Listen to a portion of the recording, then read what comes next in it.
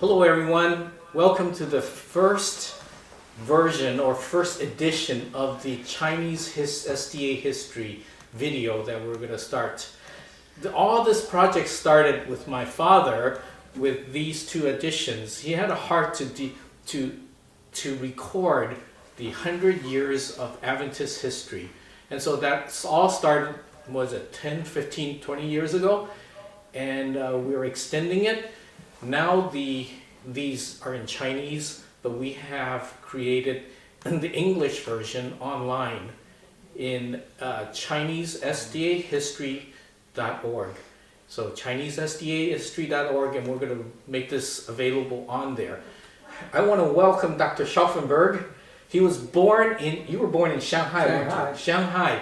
He's our guest today. He's going to introduce us to Chinese Christianity and some of from his perspective of what the SDA work in China is. So Dr. Scharffenberg, welcome. And tell us about yourself. Tell us about the history. Let's start with the history of Christianity in China. Well, I think the characters itself explains a lot about it. For example, the character for the flood in the Bible is a picture of a boat with the number 8 and the mouth underneath. 8, a mouth means the people. Ship, the big ship. Big ship. Yeah. So here's a boat with 8 people in it. Now, they must have had something of the gospel years ago. Now, Chinese language is one of the oldest languages in the country, in the whole world. And so years ago, they had characters. But now this character for the flood must have come after the flood, you know. But the character for righteousness is a lamb over me. I think that's tremendous. And the more you study the Chinese characters, you know they must have had the gospel before they had the language. Yes. They must have had it. Now we have a legend that says the disciple Thomas went from India clear over to China, but it's mostly legend. We don't have real good evidence for that. But there were 3 Presbyterians who started the work in China, the foreigners, and 2 of them were from England. We have Robert Morrison. His grave is in Macau. And so I know about him, been there, but he was there a number of years. They said he made a Chinese dictionary. They said he even translated the whole Bible. It's hard to believe. But he was one of the famous missionaries that went out in the year 1807. Then the second man who went out in 1834 was from the U.S. He was a minister and an ophthalmologist. Now, he did a good job. He wanted to stick to eye work, but he couldn't because so many other patients came. The first year he saw 2,000 patients. Wow. But he was a good man. He was there for many years. His name was Peter Parker, and he went to Canton in 1834. Then a third man that went out was from Great Britain. Took him quite a while to get there, but Hudson Taylor. He went in 1853 to 1905. He was there. And his grave is at Yanjiang along the Yangtze. They found his grave a while back. And they moved it to a church over there. But this is the same town that before 1934, Pearl Buck lived most of the time. Wow. And I'll talk about her in a minute. But it's very exciting about these first 3 missionaries that went out there. Then the next thing that happened was the Taiping Rebellion. Now, what does Taiping mean in Chinese? Kind of pig, level, peaceful? Yeah. It's supposed to be the Great Peace. The Great Peace. Anyway, these people were Sabbath keepers. Well, they were. They were Sabbath keepers. And S.N. Haskell wrote in the Signs of the Times in about 1892, wrote about them. So they were Christians then? They were Christians. And they were good people. They used the Bible to claim for support for their beliefs, but they were Sabbath keepers, but they believed in baptism. They didn't make a difference between men and women. They were both okay. They had land common, almost communistic way, but they had some unusual beliefs that weren't right. The dead were really not quite dead, you know, that kind of thing. They didn't believe the women should bind their feet. When I grew up in China, I still found a few older women with bound feet, you know. But my grandmother had to run away when they wanted to bind her feet. She ran away and hid. Is that right? Yeah, and then finally they gave up. And they said, okay, we're going to give up on you. We're not going to bind you. So yeah, binding feet is even 100 years or less ago that they were still binding. Well, there was a Catholic monk. He made a stela. You know what a stela is? Long, flat rock, big rock. They unearthed this thing in Xi'an in about the 1600s. And he put on 1,800 characters, which told us a lot about the early history of China. And he claimed Christianity came in 638 AD, something like that. Wow. So he has that. Now that's called a Nestorian stela. Yeah. You know what the word Nestorian means? Well, it's the idea that there's human nature and godlike nature, but they don't think that could be in the same person. So they're mixed up about what that is, you know. So what dynasty is that? Well, this is still in the Qing dynasty. Okay. Yeah, the Manchus. But anyway, this Nestorian stela said that Christianity started in 635. Now, the British and Foreign Bible Society, they translated the New Testament. It was done in 1813, and the whole Bible was done in 1822. Okay? Now, how much could the Chinese read in those days? Well, they surprised me. Historically, they said 50% of the men could read and up to 10% of the women, which I was surprised about. That was that high. The Taipings did not use opium. They didn't use alcohol. They didn't use tobacco. Believed in baptism. They owned land in common, but they had a few theological errors. They did not believe the dead were really dead. Okay? They did some sacrificing of animals, like the Israelites did. They allowed polygamy. Well, the Bible shows a lot of that too, you know. They fought against the Manchus in the Qing dynasty. And they had their headquarters in Nanking, but the Manchus had theirs up in Beijing, Peking. And they had a lot of Manchus even in the south, in Shanghai. But they existed in a big way between 1862 and 64 in there, or they were quite a prominent group. But they finally lost the battle. They were in Nanking about 11 years and got thrown out. And the leaders had to leave the country. And Sun Yat-sen was right with them. Now Sun Yat-sen had to go back to Japan. Okay? Then there was a very prominent Chinese family, the Sung family. Maybe you've heard of Charlie Sung. Now there's several stories of what happened to him, but I think the best one I've heard was a relative of his adopted him and took him to Boston, where he operated a tea shop. And he had him work for him there. And he did for about a year, and then he ran away. And somebody, a tobacco mogul, who was a Christian, sent him to school. This is an American tobacco. American tobacco man. He sent him to school, and he was there about a year in this university. Let's see if I could get his name here, what university he went to. I'll find it in a minute here.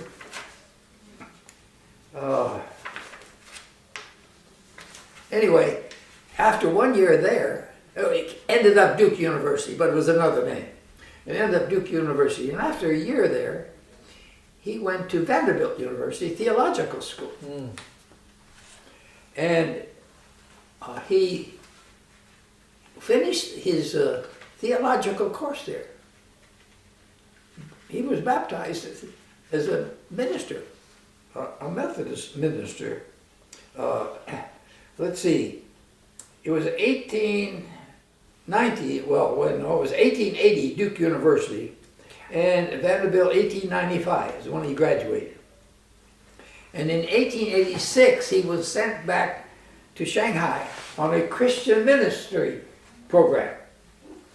But he established his own printing press, and he became wealthy selling Chinese Bibles. Oh, wow. In China. In China.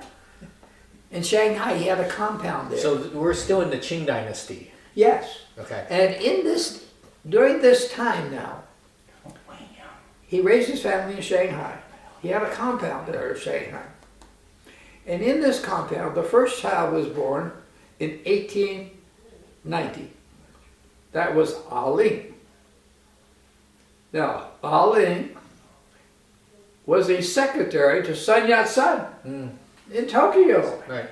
Okay? And then the next child came along, Qingling, 1893.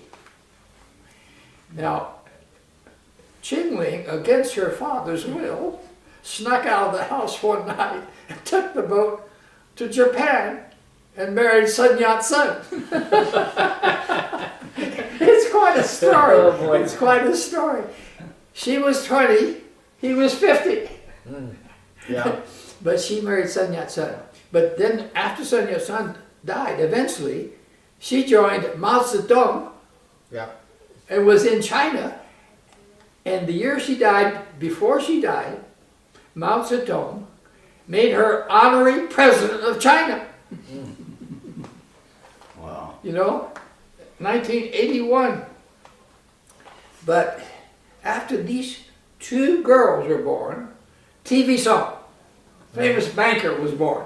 I heard his name more than anybody else's in my home growing up. TV Song was Chiang Kai-shek's representative to the United States. That's right. See? And then came along Mei Song, the third child. And and after that, there were two more boys. They were all bankers. Okay? Lin graduated and returned to China in 1909, and then she snuck out that night and went to Tokyo. Married. So the Song family was Christians all this whole time. Well, Charlie Sung wanted all his children to be educated in the United States. And he sent them all to the Wesleyan College. They all became Methodists. Then Mei Lin, the third one, married Chiang Kai-shek. This was the second marriage, Chiang Kai-shek. And she became quite prominent. She spoke English well. 1943, during Roosevelt's time, just before he died, about 2 years before he died, she spoke to both houses of Congress in the U.S. And she got a rousing applause. Everybody was for her. She was pushing the Chinese viewpoint, the nationalist viewpoint. Now, Sun Yat-sen was considered the father of modern China. Correct. You know, and the communists consider he was the father of China because his daughter was the honorary president. That's right. And Chiang Kai-shek, who got pushed out of China to Taiwan, they considered him the father of China because he was the father of Mei Lin, Chiang Kai-shek's wife. So Mao Zedong and Chiang Kai-shek were in-laws. And yes, they're all related. Okay. And anyway, Dr. Miller comes into this story. He went over there in about 1903 92, 3. He graduated, he and his wife, Maud Miller, graduated from the American Medical Missionary College in 1902. Dr. Maud Miller and Dr. Harry Miller. Now, they wanted to go to the mission field, so they knew it was easier to go if they were married. So they got married about 1 month after they finished the medical course. But Dr. Selman and his wife were in that same class. And they decided to get married, but they got married about 6 months later. And so they didn't come till the following year, in 1904, to China. Now, they were both doctors. But the man, Selman, was more of an administrator in the conferences, did more ministerial type of work than he did medical work. But Dr. Bertha Selman delivered me. Oh, is that right? On the Nico Road compound, house number 20. She delivered me. Now, I never knew her. She knew me, but I never knew her. Because they came back from China earlier. So the Adventist missionaries had a compound. Where is this compound? Well, you go out from the center of town about 7 miles. This is Shanghai. Yeah, you go out Waterloo, Ward Road it was called, it's changed now, Ward Road. And you'll go up a couple blocks the other direction, it's Pingliang Road. And Ningguo Road comes right down the middle of that, between Waterloo and Pingliang. And we had houses on both sides. Now there was another family that went out there. C.C. Landis. Yeah. He was a doctor. And he stayed out there about 1 term. Then he came back to the U.S., settled around Chico, and he and Dr. Blackwelder, who was in the class ahead of me at medical school, started the Feather River Canyon Hospital, Paradise. Oh, wow. See? Now, Dr. C.C. Landis had some children. Fred Landis. Fred was a builder. Now, in 1910, Dr. Miller started a China Training Institute. But that gradually got moved around, and pretty soon D.E. Reebok came in 1917. And later he was with... What is DEV? D.E. Reebok? Oh, okay. All right. Yeah, Reebok. He became secretary of the General Conference That's eventually. right. Yeah. But anyway, D.E. Reebok, he lived next door to me. Okay. And he had 2 children. He had Gene Reebok and Ed Reebok. Ed Reebok ended up a classmate of mine in medical school. We roomed together with Robert Morris. I'll talk about him in a minute. But I was excited about what Fred Landis did. Fred Landis, under D.E. Reebok's direction, D.E. Reebok moved the school to the country.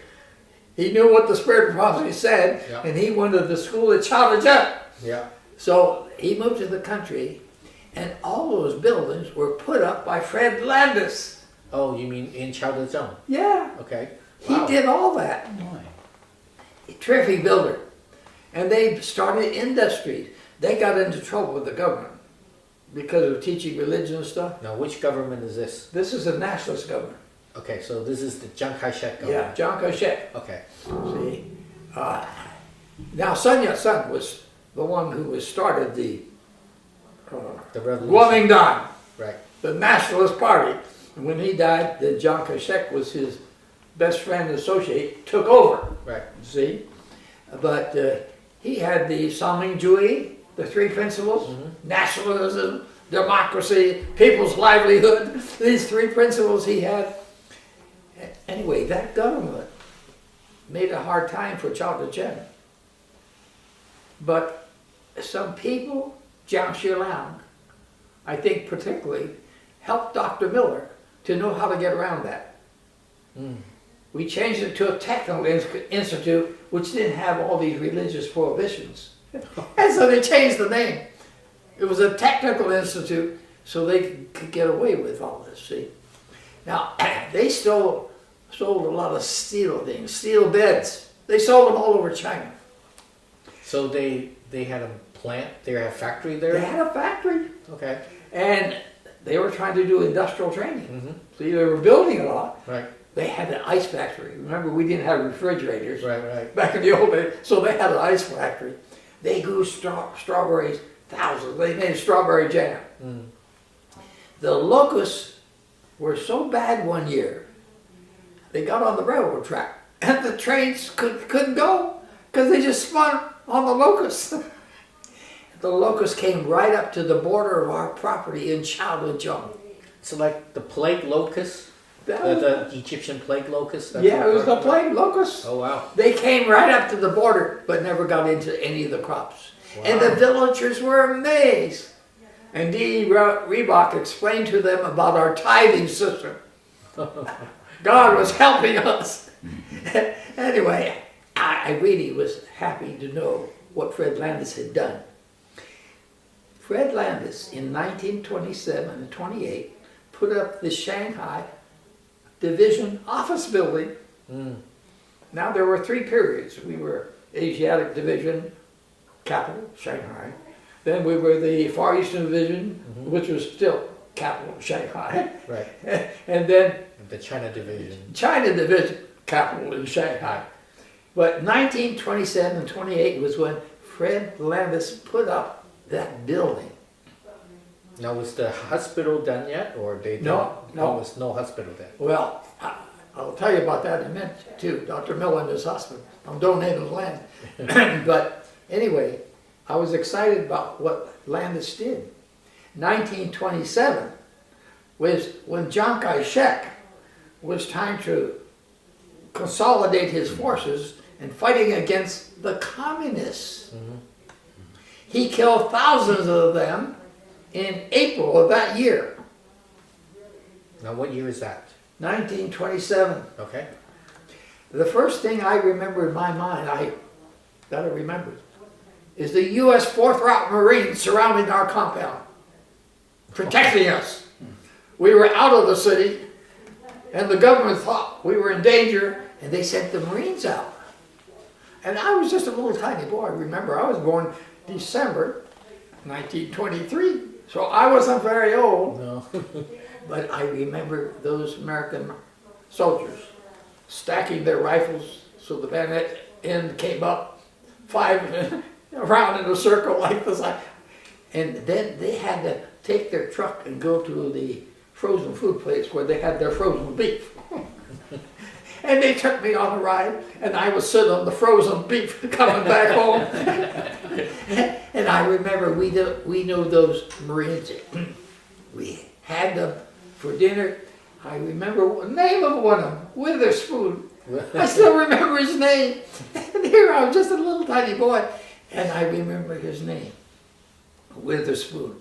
Well, anyway, we were protected there, and I really got to become quite an American patriot. I was excited. I was very patriotic because of knowing what the U.S. government did for us. Mm-hmm. See, but that was a bad time.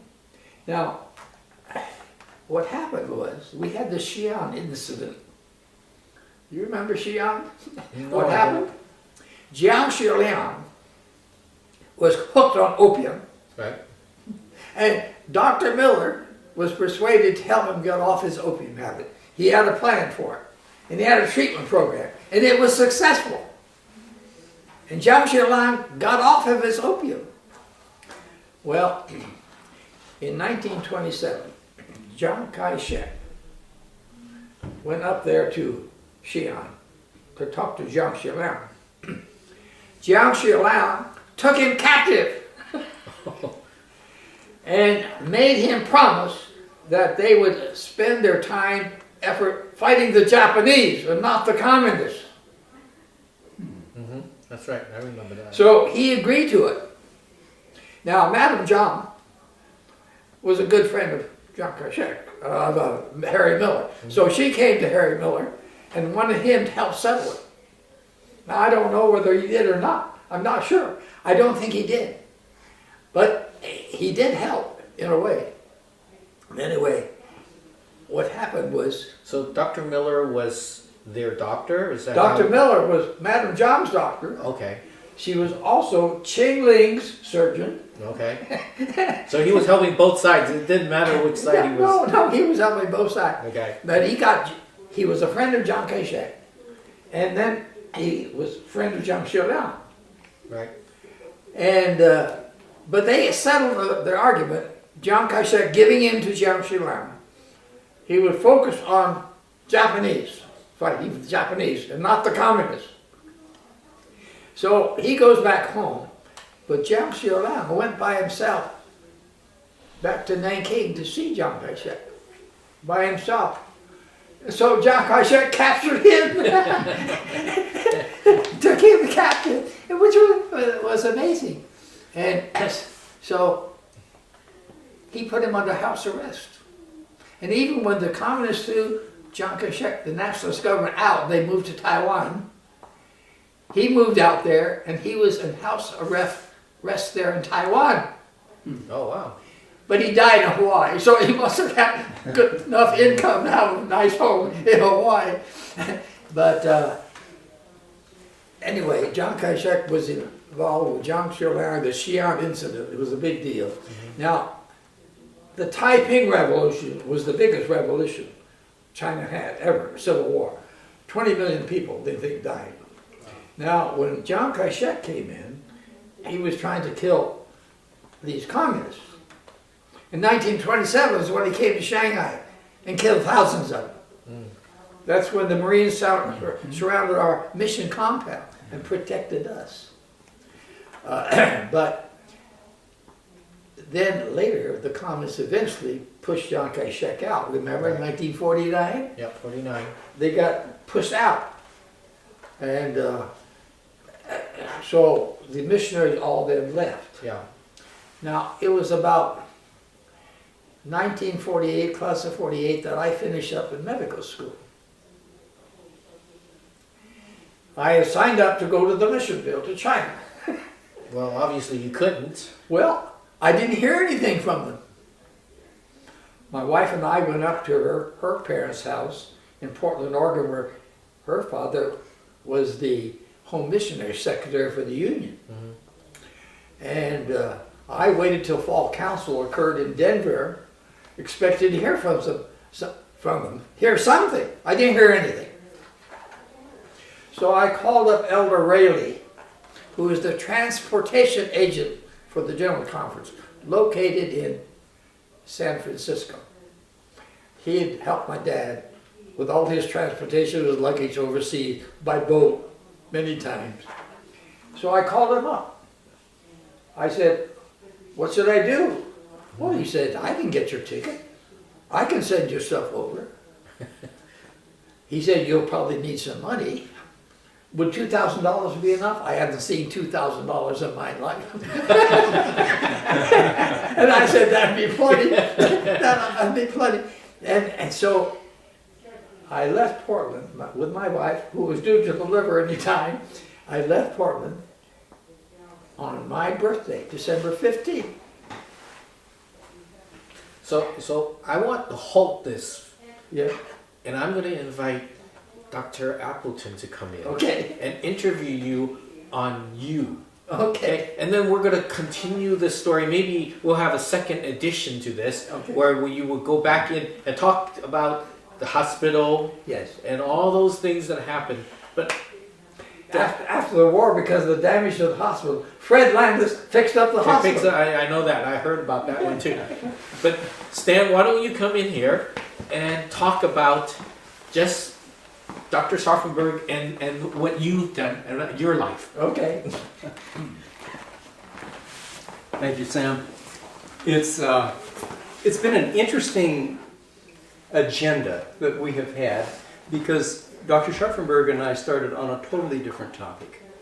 And so the question is, why am I interviewing you now on this? Back in 1987, Carol and I were privileged to go on the Lee trip back to China. So in 40 years, all the missionaries had left China and nobody had gone back. And Lee and Hilliard started this trip. And I was invited to go along because Hilliard was a hitchhiking partner in Europe, and his dad was the Chinese Hilliard that was there. And so I learned so much about Chaotzen, about Shanghai and Beijing. And then the School of Dentistry asked me to help with a clinic that was going on in Beijing Medical Hospital. Turns out to be the clinic that treated all of the dignitaries, because it was a geriatric hospital, Beijing Medical Hospital. And we brought over some Chinese doctors to train them here at Loma Linda, and Lloyd Baum was huge in that training process. So I sort of got in the back door on this Chinese history. Dr. Scharffenberg came over because we were working with the Gathering Place, and he had some handouts for his lecture in 2 weeks, I believe, and wanted to give them out to the Gathering Place Sabbath School members. And we were going over the lists, and somehow we got on China. Well, I don't know. The Thorpes. The Thorpes got us on China. Donna Thorpe. Donna and Rick Thorpe, who I think are online watching. Hi, Rick and Donna. And so we started talking about a lot of things, and the conversations eventually became more about China than they did about any handouts that were there. And so we spent hours going over Chinese history. It was a wonderful thing, and at that point I thought I needed to talk to Peter Young, who's sitting right over here, and Sam is sitting over there, and Annie is in the kitchen with Carol, so that's how we're kind of organized around the front room this morning. And little by little we decided we needed to get some information out, and one of the things that became so important was Dr. Scharffenberg is going to turn 97, right? Next month. In December 15, and amazing history that he has. Why not do a little interview on his life? And so that's what I'm commissioned to do at this point. Now, we know you were born in 1923, December 15. I assume Shanghai. Is that correct? That's right. And you just mentioned who delivered you. Dr. Bertha Salmon. She went out there in 1904. They came home about 1925. And so you weren't delivered at a hospital. I was delivered in the home next to the division office building. Okay. But there was no division office building when I was delivered. Remember, that came 1927, 28. Right. Why were your parents there? What were they doing? Well, my dad went over as an educator. But you know, very quickly, all these people are ordained as ministers. Yeah. Because there's so many funerals and weddings and everything, baptisms to perform, that he was ordained as a minister. So you grew up in that family. How long did you spend in Shanghai? And that was 16 years I was there. It's quite a bit. I came home when I was 16. And how did you learn to read and write Mandarin? Well, I took my father's course. Now, my father had gone through the Nanking course, 5-year course, and he started a 5-year course in Chinese, 1,000 new characters every year for 5 years. It takes about 3,000 to read the newspaper. Yeah. And I was the youngest to finish his first year. I was 12. And he knew that I knew where all the examinations were. So he had to give me a different examination. he had me sit. You wouldn't have looked, right? He had me sit down and across from his desk and read the first 10 chapters of John to him in Chinese. That was my examination. So I was the youngest at age 12 to pass the first year course in Chinese language. How fluent were you at age 12, 13? Well, I wasn't that fluent really, because you know, when you learn it by books, it's different than learning it from the people. Now, what I picked up from the people was words that made my mother wash my mouth out with soap a couple occasions because I learned all the cuss words and they're still in my head. I know them backwards and forward. I can't get rid of them. I can't get them out of my head. Now, are you going to put this in your biography? That you know cuss words? But it's terrible. It's terrible because I learned those from hearing it on the street. And of course, that's what you learned first. That's what I learned first. That's right. So you were playing with the kids and learning the language at the same time as well. Is that I was playing mostly with Americans. You see, okay? it was right behind my house was the Far Eastern Academy, which was the academy for missionaries' kids from all over the Far East. So it was all American or Britishers or Canadians or someone in that school. So you knew the kids of the missionaries all over the Yeah, Far East right. that were there. Right. And you started that school in what, kindergarten, first grade, and went on up? First grade. First grade. Yeah. And did you graduate from Far Eastern? Well, no. I had a couple years there. I came home when I was 16. And my parents told me, yeah, my dad said, you can go to any school you want. I don't have a job. I'll wait till they assign me a position. You can go to any school you want. We looked over all the catalogs. And we thought the catalog that looked the best was La Sierra. But we got there and saw the one gas station and the desert. And we said, let's drive on. And we drove on. We end up at EMC, Emmanuel Missionary College, at Bering Spring. Lush growth, lots of food growing fruits. We thought that was great. So we stopped there. And Mrs. Berman, have you heard of Berman Hall? Yes. Bible doctrine teacher and all that. Well, Mrs. Berman was the academy principal. And she said to me, what year would you like to be in this year? And I said, Mrs. Berman, I would like to be a senior this year. Fine, she said, fine, you'll be a senior. Well, I skipped my junior year at that point. But as a 16-year-old, you came to Southern California. Yes. Okay, now, But we moved quickly to Bering Spring. but Southern California is an interesting place to come straight from Shanghai Yes. to Southern California with the beach culture and It was a culture shock. It was a culture shock. We stayed with my cousins, my dad's sister's family. They had enough room for us in LA. We stayed in their home. And I wasn't used to what they did, you know. They did some crazy thing. They operated a Seventh-day Adventist skating rink party at the Shrine Auditorium every Saturday night once a month. They sold tickets. how much were those tickets? I don't remember. But anyway, it was 600 kids, one time. And it was jumpy music, organ, boom, big boom. You know, I never heard anything like this before in my life. And it didn't sound like hymns at all, you know. And you had all these hundreds of girls with the shortest pants I've ever seen. Tight, you know, hundreds of them. I've never seen people dressed like that before. I was surprised my mother even let me go. And then you're supposed to hold hands with a girl and march, you know, around in a circle on roller skates and all this. And you know, when they would zig, I was zagging. It was hard. And I was really upset with this. I was surprised my mother let me go to such a thing. That was not Advent. And I've been told all my life, if you go to California as an Adventist, you won't be an Adventist very long. So you've been here for a while. Are you still an Adventist? And yes, I'm still an Adventist. But I'll tell you, it was culture shock. And then, How'd you do at the beach? yeah, my cousin, Vernon Miller, became a psychiatrist 3 years ahead of me in medical school. Anyway, Vernon bought a Model A car. And with this Model A car, we had run out. He said, let's go to the beach tonight. We'd go out and buy a watermelon for $0.25. We'd go out to the beach with all these girls in their bathing suits, which I've never seen before. And we'd have a bonfire and eat out there. Stay up half the night. I've never seen anything like this in my life. And what shocked me the most, the family never ate together. Yeah.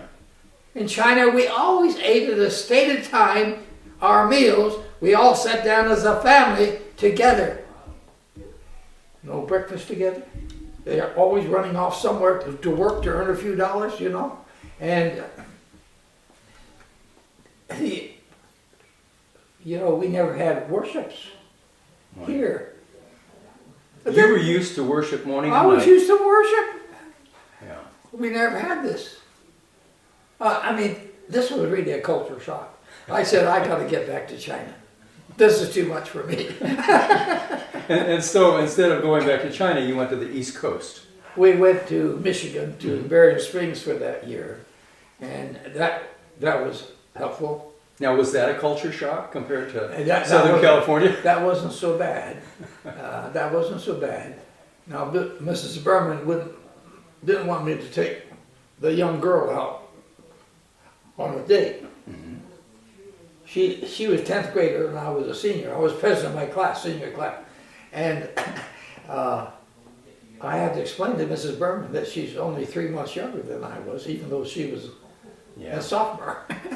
But I wasn't allowed to take her to the hall for Saturday night programs. My brother had to take her there, and I would go and sit next to her once I got there to the building. But she ended up to be my wife. But it was interesting how everybody looked upon her as too young for me. Now, academically, when you were at Farstein Academy and then coming over, skipping a year, going to your senior year, how did you do? There was Physics, no problem. chemistry, algebra? No problem academically. No problem. You had good teachers over there and you knew the material. Yeah. Were the textbooks anything like what you had over here? Yeah, it wasn't too bad. Uh-huh. But of course, after we got married, we decided to homeschool our kids. And that was different. My parents had a bad time. They had 3 boys, perfect Chinese family, no girls, 3 boys. And so the one sent his kids to public school, oldest one, in Glendale. The second one had 7 kids. Sent them to church school, but couldn't pay the bill. And then I came along with my wife, and we didn't send our kids to school at all. We homeschooled them. And so my parents had one of every kind. Oh, what a background for that. Now, how long did you eventually entered medical school, but Yes. the military's involved here, Well, and how did that work? We got moved. My dad's job got moved. He was Central Union Conference Home Missionary Secretary for 6 months there, with headquarters in Lincoln, Nebraska. On the way out to the General Conference, San Francisco that year, we stopped one night and stayed in that home. Went to the General Conference, and his job got changed. His job was now Home Missionary Secretary, Associate Secretary for the General Conference, because Robert Strickland was in charge of that department. And those two worked together in evangelistic meetings in the South. And they didn't build up a church.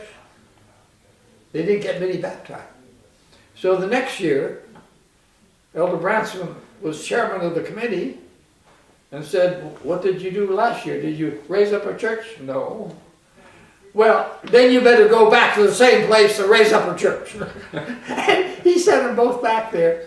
And fortunately, another church decided to have a public debate. So they had debates with us back and forth, and that caught the crowd. The crowd came. And they baptized the people and raised up a church. Oh, my. But Strickland was a good friend of my dad, invited him to join him in the Home Missionary Department of the General Conference. So that's how he got there. So that put you on the West Coast. Well, that put you No, Washington, D.C. in Washington, D.C. from there Yeah. at that point. And we bought a home in the Miller division of Tacoma Park. So Miller had bought a lot of property. Miller had built a lot of houses there. He had a lot of property there. And you see, Miller came home about 1911 or 12 to 1930-some. He was there for about 12 years, director of the Washington Sanitarium Hospital. Okay. And I paid my way through school, pre-med, tray boy, carrying a tray on both sides, both arms, up to the patients in the hospital. Yeah. And so, when did you decide to take medicine? Well, I decided that early in life. I was in China And I saw the doctors had more influence than the ministers on the people. Yeah. So that told me I should get into the medical course. And then I saw Dr. Miller doing one goiter operation after another. It's said that he did 6,000 goiter operations. Wow. Became very famous for this, you know. And as a boy, I thought, how stupid. Why doesn't he give iodine to the people so they don't get the goiters? And so that pushed me into the prevention idea. And so I ended up wanting to do religious work, but I wanted to be a doctor, to win souls through medical work, but I want to be a preventive medicine doctor.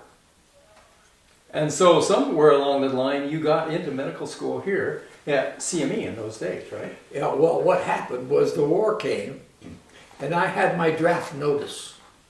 10 days I was to be in the Army.